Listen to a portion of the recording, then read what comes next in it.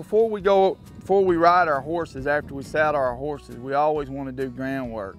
A lot of people, this is something they always skip, and they usually pay for it when they get out there on the trail.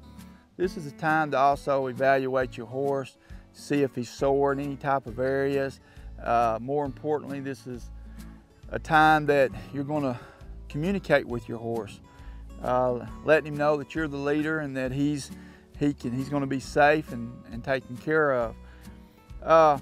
Because the most powerful part of the horse is the hindquarters, and one of the first things we do is disengaging. And this is how we do this, is we step up here, and with our body and our language, we just disengage the hindquarters. So you can see how he's yielding his hindquarters to me. So when I get in the saddle, as we talked about earlier, using our legs on trail riding, being able to move that body with my legs is so important as far as safety and communication. So when I get down here, I want to do both sides, the right and the left. I'm moving the hindquarters, she's yielding it to me, so when I get in the saddle, that's going to help me with my legs. When I apply that pressure, she's going to yield from my legs. So that keeps her body soft, and if I feel like my horse is getting tight, I may disengage her and just kind of move the hindquarters so that she'll get soft again. The second exercise, communication skill that we do, is the backup. Like getting my horse back on her hocks, getting used to setting that weight underneath her, and just being able to see how much this horse trusts me. You know, it's not just all about backing up, it's about, hey, can I back this horse up without her having to turn around and look?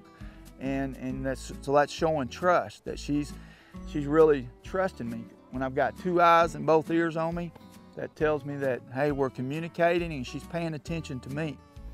Okay, the next one that we do, come. Notice also I talked about pressure and release of pressure. This is another time. I'm asking her to come, I add pressure, and when she comes, I release it. Okay, this next exercise is we call it a half circle. And what I'm gonna do is I'm gonna move those shoulders over. When she starts out, I take her in a half circle, and with my body language, I ask her to disengage, okay? Now during this process, this exercise, I'm also evaluating my horse. I'm looking at her on all 5 body parts that I want to be soft. That's the poll, the neck, the shoulders, the rib cage, and the hindquarters. I'm looking at those areas to make sure they're soft. And also, I'm looking to see if there's any soreness or lameness in my horse. I wanna know it now. I'm giving her the chance right now to communicate to me, letting me know that if she's sore or uncomfortable in a certain position. We may have something under the saddle pad, a briar or something, you know. So this is the time that I evaluate and make sure that she's okay, because I don't want to get on my horse and get out there and make the injury even worse than what it is, or get bucked off. You know, she told me, she said, hey, I gave you the chance to check it out and see that I'm sore in this area and I can't tolerate any more of it, so she's got to get me out of there. So what I do on one side, I do it on both sides. Right now I'm looking at her from her poll down to the rest of her body. She's looking pretty good. I can tell in her eyes how soft her eyes are, that she's feeling good. And so this is really important. I see so many people that don't do this. They just come out here, throw the saddle on, cinch them up, and jump on their horses. And then their horses end up worse than they started, or the person gets bucked off and hurt. There's so many injuries in this business of riding horses that should have never happened.